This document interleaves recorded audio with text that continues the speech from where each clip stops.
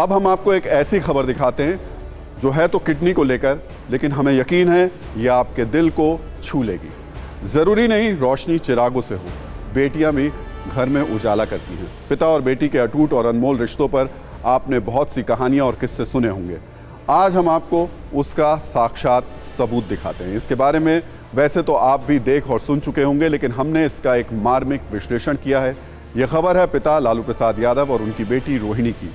रोहिणी ने अपने पिता को एक किडनी डोनेट की। ये किडनी ट्रांसप्लांट सिंगापुर के एक निजी अस्पताल में हुआ और ताज़ा जानकारी के मुताबिक लालू प्रसाद यादव और रोहिणी दोनों अभी स्वस्थ हैं। हम लोगों ने सब दुआ किया, अच्छा फील कर रहे हैं, हम अच्छा फील कर रहे हैं।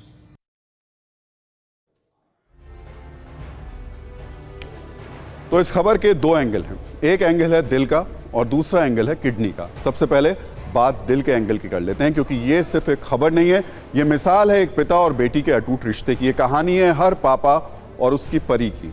इस बॉन्डिंग पर ना जाने कितने रिसर्च हुए, कितनी स्टडी हुई। लालू प्रसाद यादव और रोहिणी के जरिए आज उसके बारे में बात करना बहुत ज़्यादा ज़रूरी है। पोलैंड की एक यूनिवर्सिटी की रिसर्च के मुताबिक एक बेटी के जन्म से एक पिता की उम्र 74 हफ्ते तक बढ़ जाती है। फिर से सुनिएगा, एक बेटी के जन्म से उसके पिता की उम्र 74 हफ्ते तक बढ़ जाती है। हालांकि एक बेटी ने किडनी डोनेट करके अपने पिता की उम्र को बढ़ा दिया। अमेरिकन साइकोलॉजिकल एसोसिएशन जर्नल की एक स्टडी के मुताबिक एक पिता बेटों के बजाय बेटियों के साथ अपनी भावनाओं को ज़्यादा शेयर करता है। इस स्टडी में यह भी बताया गया था कि जब एक बेटी अपने पिता के साथ होती है तो पिता के ब्रेन के सिग्नल बेटे के साथ होने की तुलना में बिल्कुल अलग होते हैं।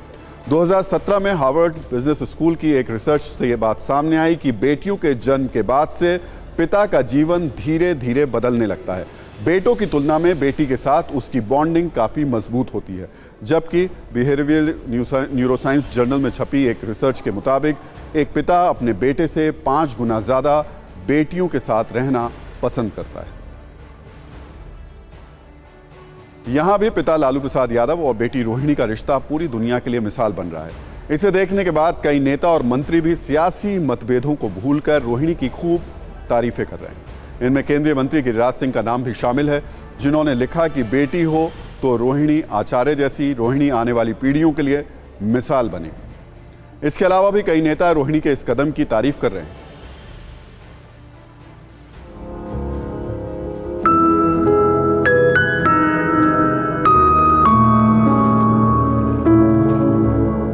ऐसी बेटी जो अपने पिता के लिए अपनी किडनी देने का काम किया या लीवर का, मैं नहीं जानता, कोई उन्होंने दिया है एक बेटी के रूप में अपने पिता के लिए, वो बेटी अभिनंदन है।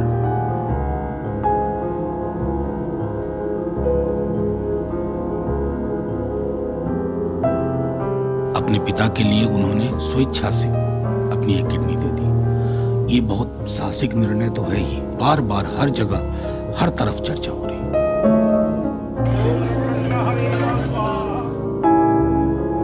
लालू यादव की पुत्री ने अपने पिता के लिए अपनी किडनी देना एक तरह से एक बेमिसाल काम है। लालू यादव के मनोकामना के लिए आज हम लोग शीतला मंदिर में हाजिर हैं।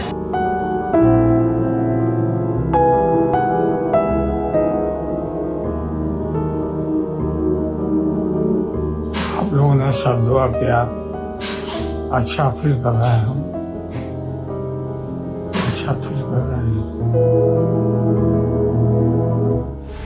तो लालू प्रसाद यादव के सफल किडनी ट्रांसप्लांट के बाद तेजस्वी यादव ने आज भी एक ट्वीट किया, जिसमें उन्होंने लिखा कि ऑपरेशन के बाद मेरी प्यारी बहन का आत्मविश्वास अलौकिक, अपूर्व और अद्भुत है।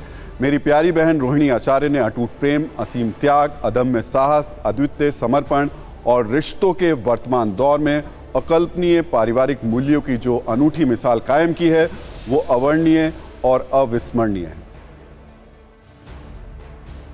आपको आज ये भी जानना जरूरी है कि इससे पहले भी देश के कई बड़े नेताओं और मंत्रियों का किडनी ट्रांसप्लांट हो चुका है, जो अपने समय में सफल भी रहा है। राजनीति में हाल के कुछ वर्षों के उदाहरण देखें तो पूर्व विदेश मंत्री और बीजेपी की दिवंगत नेता सुषमा स्वराज का साल 2016 में किडनी ट्रांसप्लांट हुआ था। इसी तरह साल 2018 में पूर्व वित्त मंत्री और बीजेपी के दिवंगत नेता अरुण जेटली का दिल्ली के एम्स अस्पताल में किडनी ट्रांसप्लांट किया गया था। समाजवादी पार्टी के नेता अमर सिंह का नाम भी इसमें शामिल है, जिनमें एक नहीं बल्कि 2 बार किडनी ट्रांसप्लांट जिनका हुआ था।